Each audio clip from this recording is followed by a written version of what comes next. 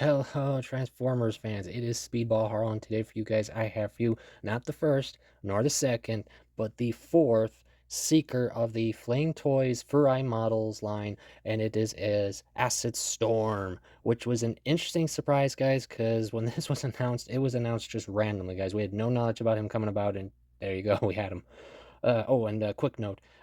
This is a model kit, guys, and unfortunately, no, he does not transform. And for those who might be wondering. All right. Now, guys, this was an interesting model, guys, for several reasons. One reason is that it seems Flame Toys has decided to change things up with this mold specifically because, for those who weren't aware of this, the Seeker model kits we've got in this line were one of the early releases that Flame Toys did. And it's interesting that they changed this one up a bit. One example being is the legs here, guys. As you can see, it's separate colors from thigh down, but yet on the original three, all of them had matching upper thighs to lower thighs. Literally, they were blue, black, and gray. No difference colors here. Whereas Acid, however, we have this more violet color than the green. And the other interesting fact is that the violet color you see on him, guys, is not standard. Is not a solid violet. It is more of a metallic violet. So that was an interesting surprise because none of the originals had that little gimmick. And speaking of that, as you can see with the face, guys, there's another factor. The face too has been changed from the normal gray to a silver. So yeah, that was a surprise, guys. They definitely wanted to change things up with this kit. Because for those who have not built the original Seeker models or any of the earlier model kits, there's one other detail that has been changed that unfortunately is well known with the Flame Toys line, or more specifically, at least from what I know, the earlier ones, and that is the polycap flaw, guys. Yes, for those who don't know what I'm talking about, for some reason, whether it's production or just material, the polycaps on the Flame Toys kits have a bad tendency of splitting. Yeah, and not just like, you throw it against a wall or throw it off a bridge or something, guys. I'm talking about like after a little wear and tear, a little playtime, so to speak, and it just starts splitting. And unfortunately, guys, that has happened. I've had that experience with my other seekers, more specifically my Starscream guys, unfortunately, because I did a video on him a few years ago, and back then he was fine, but unfortunately, after a few years, his leg, for in this case, well, the polycap specifically in the upper thigh section here, it just split, guys, and he had a bum leg for a while. And no, before you ask, guys, Megatron didn't come by to beat him up. No, it was just that. But luckily, though, guys, I have some good news for you, and that is through some experimenting and a little leftover parts, some other stuff, I've been able to find a replacement polycap for that issue because for those obviously would know, if you're going to fix it, you more likely have to buy a whole new kit to replace that one little part, which you're not going to do. And if you excuse me 1 second, you'll see an image right here where my hand is of showing you guys of the original polycap and the replacement polycap that I used.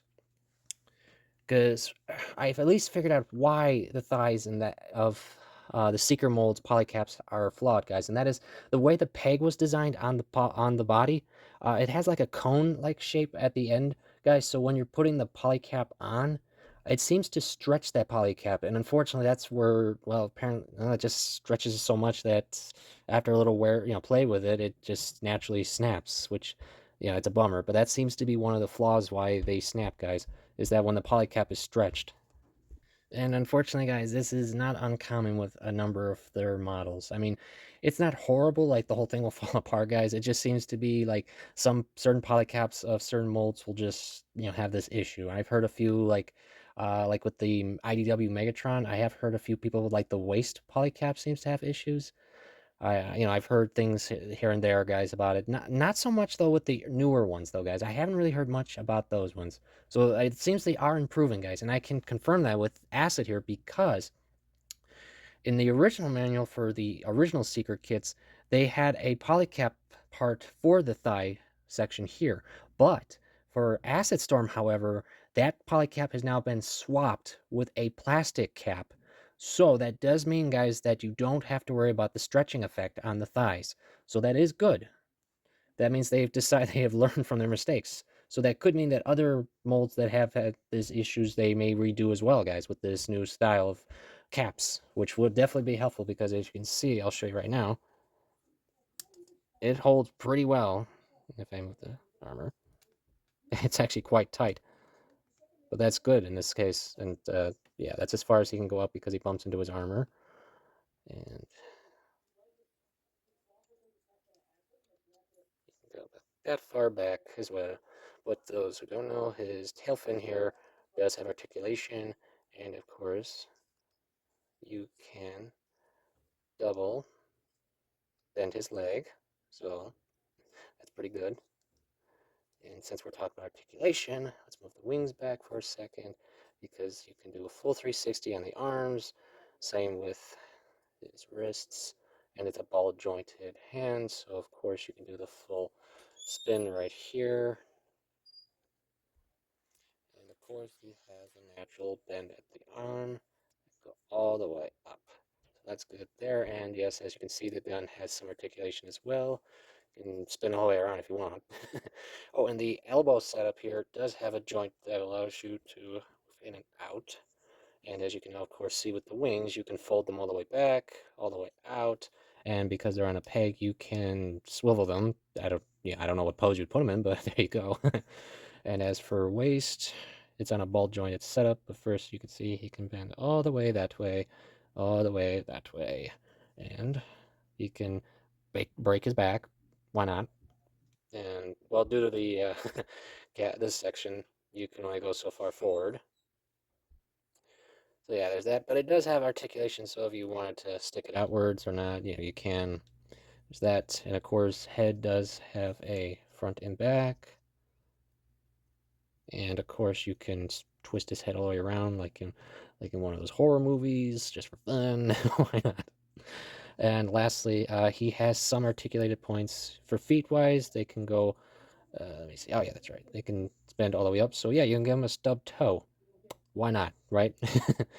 And it's on a ball joint, so yeah, you can twist it either way. There's that. And these knees, you can bend forward. And this section here, you can push up and back in case you need to do better posing with it. So yeah, articulation wise, guys, it's really not bad.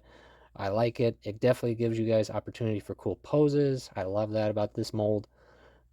And of course, as for accessories, if you were wondering, you do get 6 hands, two as you can see there, a closed fist, an open hand, and you have matching set. Another open hand for the opposite, same with the fist, and you got trigger for holding hands, because what you do is you would remove the arm cannons here, put them in the hands here, so he can actually shoot them off. So that's a pretty cool gimmick, though. To be fair, it's a secret, guys, so you're probably gonna keep them like that. Just saying. All right. And now we'll do some quick size comparisons, starting with, if you were wondering with an actual regular Transformers toy, here is Kingdom's Pterosaur. I figured, I gotta compare him with a fellow Flybot. Oh, that man doesn't want to stay up. There you go. Not too far off height-wise, if you move the wings, of course. And, of course, I'll compare him with another model kit, like the 144 scale Gundam RX-78 EcoPlaw version. As you can see, so it's about, if you're a Gundam fan, it is about a high grade scale. So there you go. And since I have him right here, of course I got to compare him with his Air Commander Starscream. As you can see, it is nice to have more Seekers to line, and I do hope we will get more, like I stated. And the other detail I love about the Seeker mold, guys, is that with a little paintwork, because as you can see there, that's the sticker sheet. So yeah, it does look like a lot, and in a case it can be. But if you're willing to be patient and such, as you can see here, and do a little paintwork, you can really make these wings look lovely. I do love how it looks when fully painted instead of stickered, and I do love the fact that the brand pre-molded the Decepticon logos, guys, because if you paint them, I will try to get them in there. They can look really authentic, guys, with the way this brings it out, guys. So yeah, that's about it there. So lastly, guys, do I recommend AcidStorm to you guys? Well, if you're a Transformers fan and of course a Seeker fan, and you happen to like model kits, I could definitely recommend it, guys. Especially being that, as I mentioned in the video, being that Flametoys is slowly updating their models with better caps. I definitely could recommend it because that means if we get future kits of the same mold, like I said, with like an Ion Nova Storm, or heck, even maybe a Shattered Glass Starscream, which I know a lot of fans would probably love that. There's a good chance that they will now replace the bad polycaps with the plastic cap method, as I mentioned earlier. So yeah, that is it today, guys. I thank you always for coming. Hope you're enjoying your hobbies, and I hope you will return to see my next Furai model review. Thank you guys for coming.